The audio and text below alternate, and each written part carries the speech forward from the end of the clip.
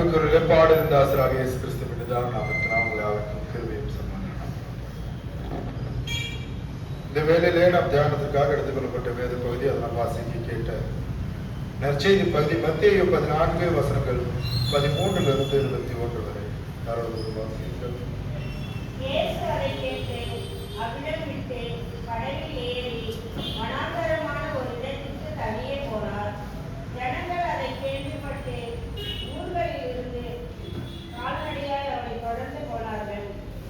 அவர் வெளியே வந்து திரளான ஜனங்களை கண்டு அவர்கள் மேல் மனமுருகி அவர்களின் நோய்களை குணமாக்கினார். சாயங்காலம் ஆனபோது சீஷர் அவரிடம் வந்து, இது வனாந்தரமான இடம், நேரமும் ஆயிற்று. ஜனங்கள் கிராமங்களுக்குள் போய் தங்களுக்கு போஜன பதார்த்தங்களை கொள்ளும்படி அவர்களை அனுப்பி விட வேண்டும் என்றார்கள். இயேசுவோ, அவர்கள் போக அவசியமில்லை, நீங்களே அவர்களுக்கு போஜனம் கொடுங்கள் என்றார். அதற்கு அவர்கள், இங்கே எங்களிடத்தில் 5 அப்பங்களும் 2 மீன்களுமே அல்லாமல் வேறொன்றும் இல்லை என்றார்கள். அவர் அவைகளை என்னிடம் கொண்டு வாருங்கள் என்றார்.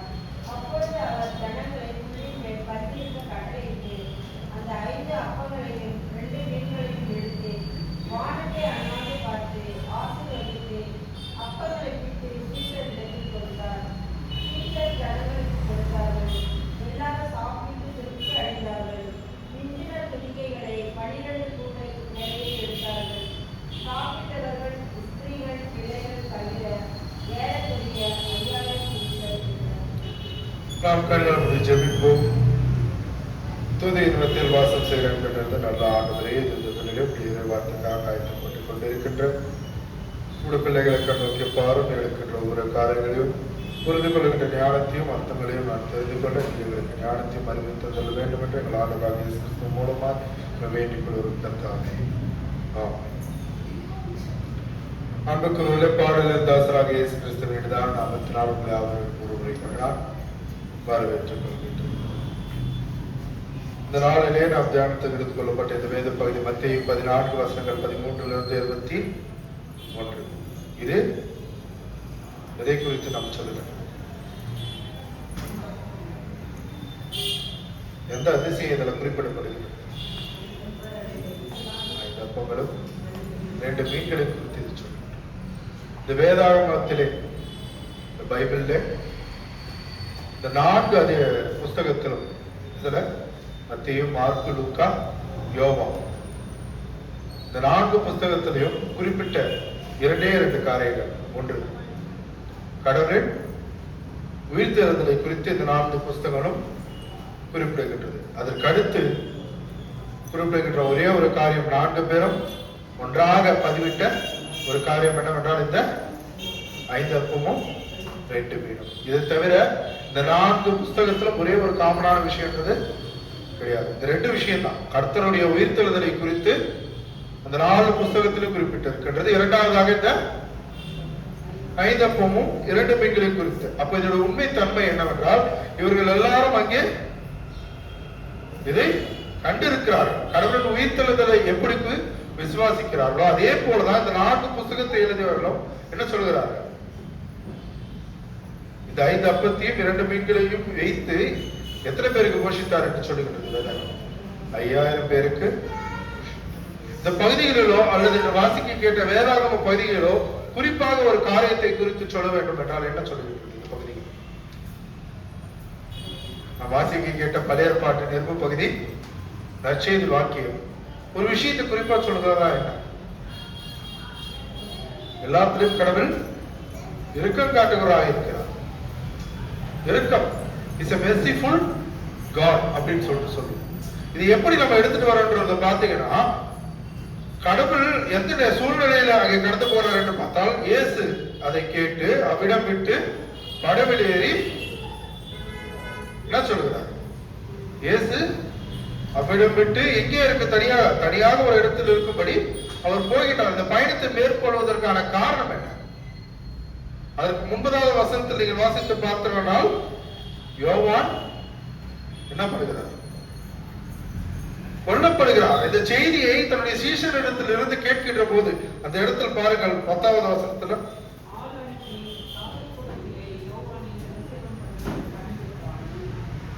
அப்படியே வசனத்துல வாசித்து பார்த்தோம்னா அந்த செய்தியை 12வது வசனத்துல அவன் சீஷர் வந்து உடலை எடுத்து அடக்கம் பண்ணி யாரிடத்துல கடவுள் இடத்துல அந்த செய்தியை எடுத்து சொல்லுகின்றான். இதை கேட்ட உடனே கடவுள் தனியாக ஒரு இடத்திற்கு இருக்கிறோம் சொல்லிட்டு இவர் இதுவரைக்கும் ஊழியத்தை செய்து கொண்டிருக்கிறார். அங்கே இருக்கின்ற மக்களுக்கு கடவுளுடைய வார்த்தை அறிவித்து நோய்களை குணமாக்கி கொண்டிருந்தார். ஆனா இதை கேட்ட உடனே தனியாக இருக்கும்படி ஒரு இடத்திற்கு அவர் பிரயாணப்படுகின்றார். அந்த இடம் எங்கே என்று தெரிந்தவுடன் ஜனங்கள் எல்லாரும் என்ன பண்றாங்க? ஜனங்கள் அதை கேள்விப்பட்டு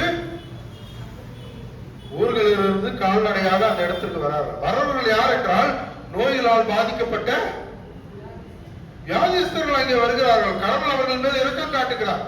நான் தனியா இருக்கிறேன் சோர்வுற்ற நிலையில் கடவுள் அந்த இடத்துக்கு சென்றாலும் கூட அங்க வந்த மக்கள் என்ன சொல்லலாம்? நீங்கள் போய்விடுங்கள், ஆலயத்தின் நேரம் முடிந்து விட்டது, எதற்குள்ள வர வேண்டாம், ஆலயத்துக்கு நீங்க வர வேண்டாம், எனக்கு வேலை இருக்கு, வீட்டுக்கு வேற போகும்.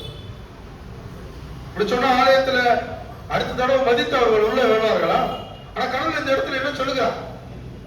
அவர்களுக்கு இரக்கம் காட்டுகிறார். அதன் நிமித்தம் அந்த திரளான ஜனங்கள் மேல் அவர் இரக்கம் காட்டி அங்கே உள்ள நோய்களை எல்லாம் இந்த இடத்துல இரக்கத்தை காட்டுகிறார். ஒவ்வொரு பகுதியும் அதுதான் நமக்கு சொல்லுகின்றது. இரக்கத்தை நிமித்தம் அதன் நிமித்தம் அங்கே நின்று விடவில்லை. நாம் கடந்த வாரத்தின் பகுதியில் ஒரு வசனத்தை வாசித்தோம். மத்தேயு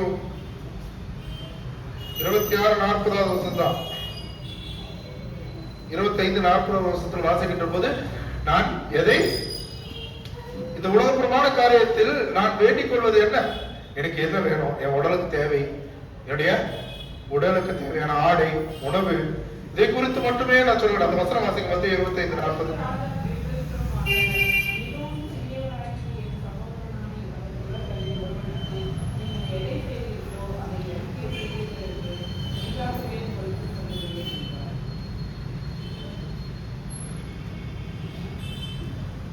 மத்தேயு 6:33 சாரி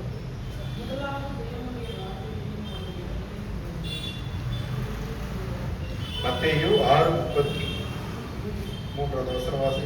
முதலாவது அவருடைய ராஜ்யத்தையும் நீதியையும் தேடுங்கள், அப்பொழுது இவையெல்லாம் உங்களுக்கு கூட கொடுக்கப்படும். எதையெல்லாம் அவர்களுக்கு கொடுக்கப்படும் என்று சொல்கிறார்கள்? நீங்கள் இந்த 31வது வசனத்தில் ஆதலால் எதை உண்போம், எதை குடிப்போம், எதை உடுத்துவோம் என்று நீங்கள் கவலை கொள்ளாதீர்கள். கடந்த வாரம் சொன்னோம். இந்த பகுதியில் நீங்கள் பார்க்கின்ற போது நீங்கள் கடவுளை தேடி வந்த போது எல்லாவற்றையும் நான் உனக்கு அளிக்கிறவராய் இருக்கிறேன் என்று அது நிமித்தமாக தான் இந்த இடத்துல பாருங்க, அவரை தேடி இருந்த மக்களிடத்தில் அவரை என்ன பண்ணலாம்? அனுப்பிவிடாமல் அவர்களுக்கு சுகத்தை அளிக்கிறார். சுகத்தை மாத்திரமல்ல, அவர்களுக்கு சரீர தேவையும் அவர் அங்கே சந்திக்கிறார். என்னத்தை சந்திக்கிறார்? அங்கே வந்திருக்கின்ற மக்களுக்கு சுகமும் அளித்து உடல் தேவையான உணவையும் அளிக்கின்றார். இந்த உணவை அளிக்க அங்க இருக்க சீஷர்கள் வந்து என்ன சொல்கிறார்கள்? இவர்களை நீங்கள் என்ன பண்ணுங்க, அனுப்பி விடுங்கள். ஏன்? இவர்களுக்கு உணவளிக்க எங்களால் முடியாது, இவர்களை அனுப்பிவிடுங்கள், தங்கள் ஊர்களுக்கு இல்ல கிராமங்களுக்கு சென்று தங்களுக்கு தேவையானதை பெற்றுக் கொள்ளும்படி இவர்களை அனுப்பிவிடுங்கள் என்று சொல்லுகின்றார். அந்த கடவுள் என்ன சொல்லுகின்றார்? அவர்கள் போக அவசியமில்லை. கடவுளை தேடி வந்தவர்களுக்கு என்ன தேவை என்று யாருக்கு தெரியும்? ஆண்டவருக்கு தெரியும். ஆனால் இதை பின்பற்றி வருகின்ற 12 சீஷர்களும் என்ன சொல்லுகிறார்கள்?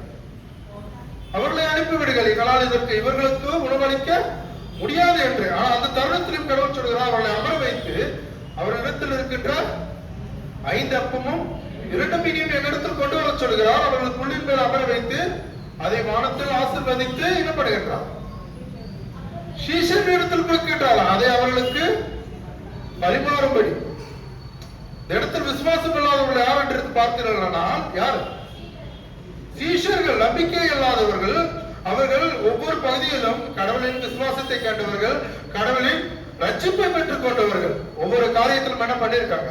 கடவுள் செய்கிற அற்புதத்தை கண்டவர்கள். ஆனாலும் கூட என்ன பண்ண முடியாது, அவர்களால் விசுவாசிக்க முடியாதவர்களாக காட்டியிருக்கிறார்கள். இந்த இடத்தில் கடவுள் என்ன செய்ய முடியும் என்பதை அவர்கள் முழுதும் நம்பிக்கையற்றவர்களாக அனுபவிச்சு விடுங்க. நம்மளால அவ்வளவு திருப்தியாக்க முடியாது.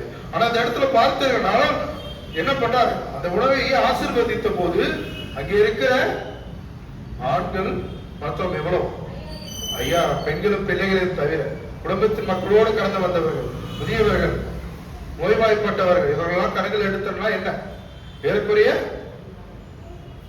10,000த்திற்கும் மேல் கணவர்கள் தன்னுடைய மனைவியோடு வந்திருந்தால் தங்கள் பிள்ளைகளும் அங்கே இருந்திருப்பார். நம்ம அதிகமா சொல்ல வேண்டாம். ஆனா என்ன, 10,000க்கு மேல் வந்திருந்த ஜனங்களை அவர் அமர வைத்து அங்கே உணவு அளிக்கின்றார். மீதி எத்தனை கூடைகள் எடுக்கின்றார்? 12 கூடைகள் துணுக்கைகளை எடுக்கின்றார். அந்த 12 கூடைகளை எடுக்கின்ற போதும் இதை எடுத்தவர்கள் பரிமாறினவர்கள் யார்? சீஷர்கள். அந்த 12 பேர் இடத்தில் அவர்களிடத்தில் அதை ஒப்படைக்கின்ற நிமித்தம் என்ன? அந்த துணிக்கைகளை குறித்து நாம் பார்க்கின்ற போது அவர்கள் கடவுளிடத்தில் வந்தவர்களுக்கு இரக்கம் காட்டி சுகத்தை அளிக்கின்றார் கடவுள். அது மாத்திரமல்லாமல் உலக தேவையான என்ன கொடுக்கின்றார்? போஜனத்தை, உணவையும் அளிக்கின்றார். அங்கே அவர்கள் வந்து பிரயாண நேரம், இவர் கடலில் படகுல என்ன பண்ணிட்டார்? வந்துட்டார். ஆனால் இவர்கள் கால்நடையாக அந்த இடத்திற்கு நடந்து வந்தார்கள். இவர்களுக்கு முன்பதாக கடவுள் அங்கே வருவதற்கு முன்பதாகவே வேக வேகமாக எங்கே வந்திருக்கிறார்? அந்த பகுதிக்கு வந்திருக்கின்றார். இந்த பகுதியில் வந்திருக்கின்ற போது அவர்களுக்கு இரக்கம் காட்டி இவருடைய விசுவாசத்தை கண்டதான் கடவுள் அந்த இடத்தில் அற்புதத்தை செய்ய முடிந்தது. நீங்கள் வாசித்த பகுதிகளில் பார்க்கிறார்கள், இயேசுவால் தன்னுடைய சொந்த ஊரில் என்ன பண்ண முடியல? அற்புதத்தை செய்ய முடியவில்லை. ஏனென்றால் இங்க என்ன இல்லை? விசுவாசம் இல்லை. தன்னுடைய சீடர்களை அனுப்பிய பொழுது கூட, நீங்கள் விசுவாசம் இல்லாத இடத்திலிருந்து கடந்து வருகின்ற போது உங்கள் கால் இருக்கின்ற மண்ணை என்ன பண்ணுங்க? தட்டி விட்டு வாங்க. அங்க என்ன நடக்கல? பேய்களையோ நோய்களையோ வியாதிகளையோ குணமாக்க முடியவில்லை. அப்போது விசுவாசத்தோடு வந்த மக்களிடத்தில் இறக்கம் காட்டுகிறார். கடவுளுக்கு எனக்கு என்ன தேவை என்று தெளிவாக உரைக்கின்ற வண்ணமாக இங்கே இருக்கின்ற பகுதிகளில் நீங்கள் பார்த்தீர்கள். ஒவ்வொரு காரியம் குறித்து சொல்லுகின்ற போது நீங்கள் விசுவாசத்தோடு எப்படி வருவது என்பது இரக்கம் காட்டுவது. குறிப்பாக ஒரு சின்ன கதை சொல்லணும். ஒரு சின்ன பொண்ணு தன்னுடைய வீட்டில் சுகம் இல்லாத அம்மா, உடம்பு சரியில்லாத அம்மாவுக்காக தினந்தோறும் வீட்டுல ஜெபிச்சுட்டே இருந்தாங்க. அப்படி ஜெபிச்சுட்டே இருக்கும்போது பக்கத்து வீட்டுல இருந்து ஒரு அம்மா வந்து, நீ என்ன பண்ண, ஆலயத்துக்கு கடந்து போய் கடவுளிடத்துல வேண்டிக்க, முடிஞ்சா ஒரு நாளை காணிக்கையே அவருக்கு எடுத்துட்டு போய் கொடுத்துருந்தது. வீட்டுல இந்த பொண்ணு தேடி பார்க்குற, வீட்டுல எதுவுமே இல்லை, 3 பழங்கள் இருக்கு.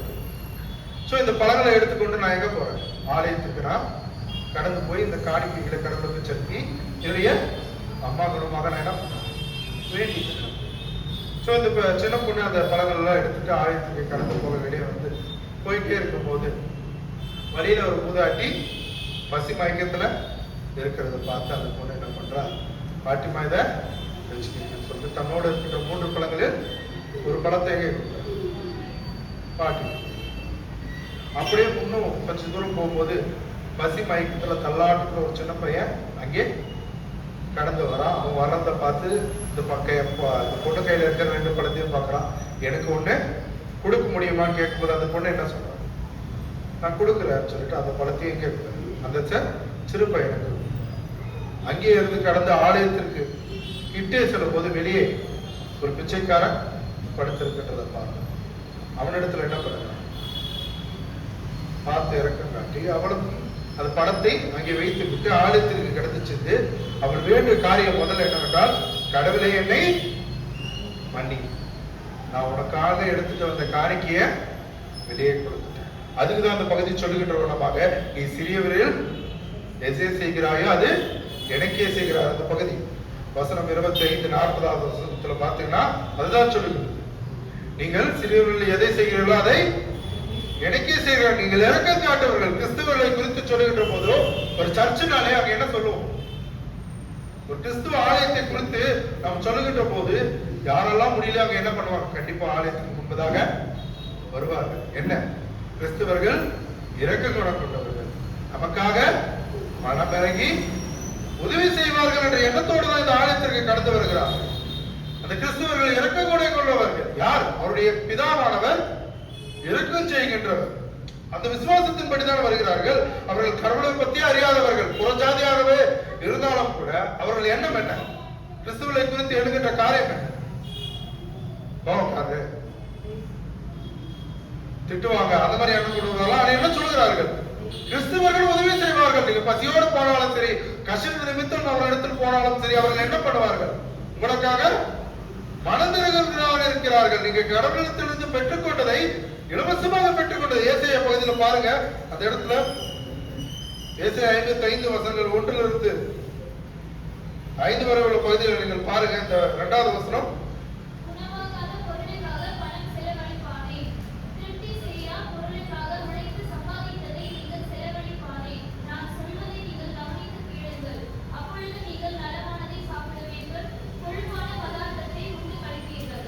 இந்த இடத்துல நீங்கள் அந்த 30வது வசனத்துல பார்த்தீங்கன்னா பணம் செலவு பண்ணாம என்ன பண்ணுங்க, வாங்குங்கள். எதை சொல்லுகின்றார்?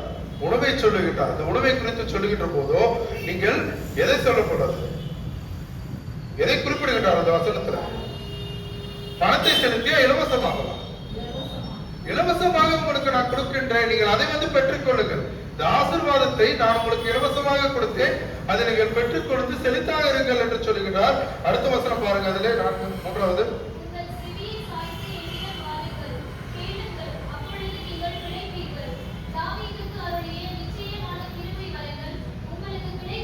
இந்த தாவீதுக்காரனுடைய ஆசீர்வாதங்கள் எல்லாம் என்ன பண்ண முடியும்? உங்களுக்கும் கொடுக்கும் சொல்லுகிறார். நீங்க இலவசமாக பெற்றுக் கொண்டீர்கள், நீங்கள் விசுவாசத்தோட இருக்கு இடத்தில் வாருங்கள், எனக்கு செவி சாயுங்கள் என்று. இந்த இடத்துல நம்ம மத்திய பகுதியில் வாசித்த போது மக்கள் எதற்காக வந்தார்கள்? உணவாதற்காக, தன்னுடைய ஆத்தும தேவைகளுக்காக இங்கே வந்தார்கள். அவர்கள் ஆத்தும தேவையையும் பூர்த்தி செய்தார் கடவுள். இரண்டாவதாக சரீர தேவையும் பூர்த்தி செய்தார்.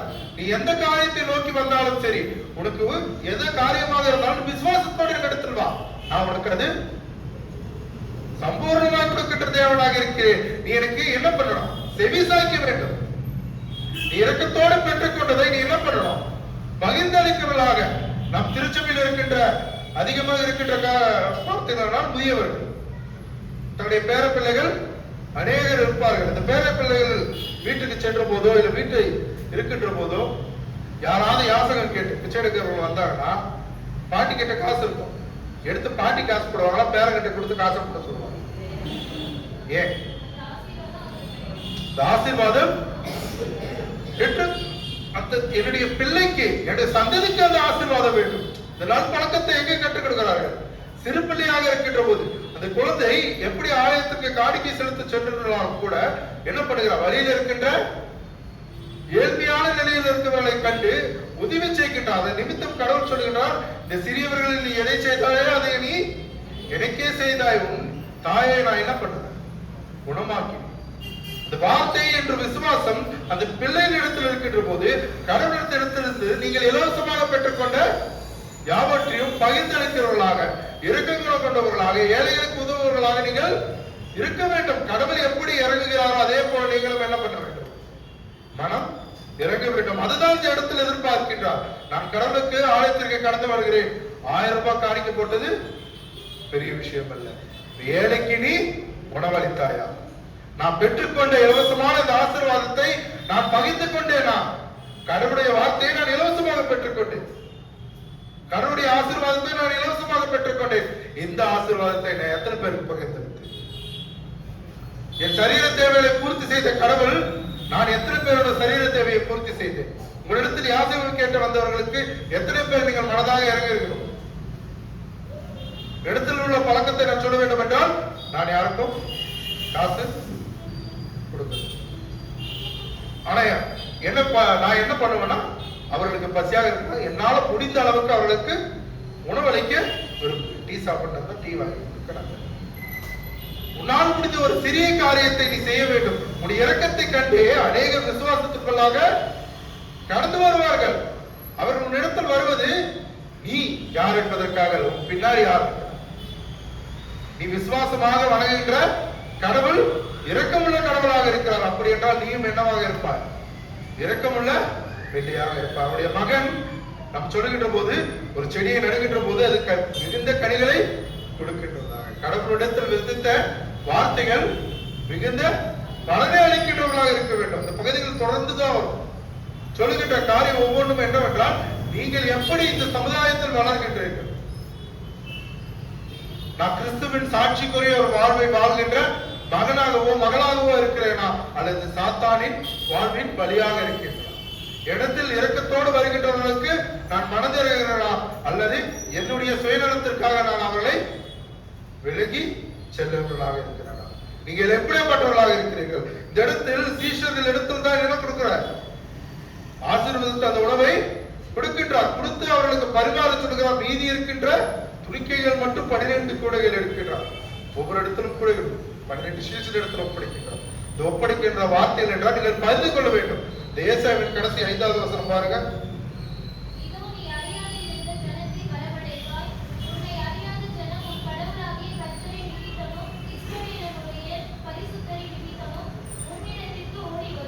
அறியாத ஜனத்தை நான் என்ன பண்ணுவேன்? நான் சொல்லுகின்ற வார்த்தையின் போதோ அல்லது நான் உதவி செய்வேன் என்று நீங்கள் உறுதிமொழி எடுத்தாலும் அவன் கிறிஸ்தவனாக இருந்தாதான் என்ன பண்ணுவேன்? உதவி செய்வேன். ஆனா இந்த இடத்துல சொல்லுகிறது என்ன? ஒரு ஜாதி கடவுளை அறியாத மக்கள் அவரிடத்தில் வந்தாலும் கூட கடவுள் அவருக்கு மனதிறங்களாக இருக்கிறார். இந்த இடத்தில் கடவுளை தேடி வந்தவர்கள் கடவுள் அதிசயங்கள் செய்வார், நோய்களை குணமாக்குவார், அப்படி மட்டும்தான் தெரியும். ஆனா அவர் யாரு? கடவுளை விசுவாசிக்கின்றவர்கள் அல்ல. புறஜாதியார்களும் கடவுளை தேடி வந்திருக்கிறார்கள். அவருக்கும் அவர் மனது இறங்கி தன்னுடைய ஆத்ம சரீர தேவைகளை அவர் என்ன பண்ணுகிறார்? பூர்த்தி செய்கிறார். அந்த 5000 பேர் கடவுளை விசுவாசித்தவர்கள் அல்ல. அங்கே வந்து அவருடைய விசுவாசத்தை பெற்றுக்கொண்டவர்கள். ஏதோ நடக்குதுன்னு வந்தவங்களும் அந்த கூட்டத்துல இருப்பாங்க. அவர்கள் என்ன பண்ணல? கடவுள் விலக்கி விடவில்லை. இந்த இடத்துல நான் மனம் தருகிறேன் என்றால் நான் இவருக்கு தான் மனம் தருகிறேன், நான் இவர்களுக்கு தான் உதவி செய்வேன், நான் ஏற்க எடுக்க காரியம் இவங்களுக்கு மட்டும்தான், வேற யாருக்கும் நான் என்ன பண்ண மாட்டேன், எந்த ஒரு உதவியும் செய்ய மாட்டேன் என்ற ஒரு எண்ணம் யாரிடத்தில் இருக்கக்கூடாது? கிறிஸ்தவராகிய உங்களிடத்தில் இருக்கக்கூடாது. நான் ஏறெடுத்த காரியம் நான் விசுவாசத்தோடு கடவுளை பின்பற்றுவதாக இருக்கிறேன் என்றால் உன் இறக்க குணம் எல்லா இடத்திலும் இருக்க வேண்டும். குறிப்பாக உன்னுடைய சகோதரரிடத்தில், சகோதரிகள் எடுத்து, உடைய உறவினரிடத்தில் இருக்க வேண்டும். இன்றைய காலகட்டத்தில் தெருவில் போல யாருக்கு வேணாலும் நம்ம மனது இருக்கும் அவனுடைய, ஆனா யாருக்கு இருக்கிறது? உறவினர்களுக்கு இல்ல. அவர்கள் செய்த காரியத்தை நம் மனதில் வைத்து அவர்களை மன்னிக்காமல் இன்னும் அவர்கள் மேல் என்ன வைத்திருப்போம்? பகையோ கோபத்தையோ மனதில் சுமந்து கொண்டவர்களாக இருப்போம். அவர்கள் கஷ்டத்தில் இருந்தாலும் துன்பத்தில் இருந்தாலும் நாம என்ன பண்றதில்ல, கண்டுக்கிறது.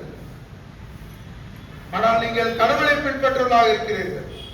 கடவுள் சொல்லுகின்ற காரியம் நீங்க என்ன பண்ணணும்? பிறர் பாவத்தை மன்னிக்க வேண்டும். அதுதான் உங்களிடத்தில் கடவுள் கேட்கின்றது.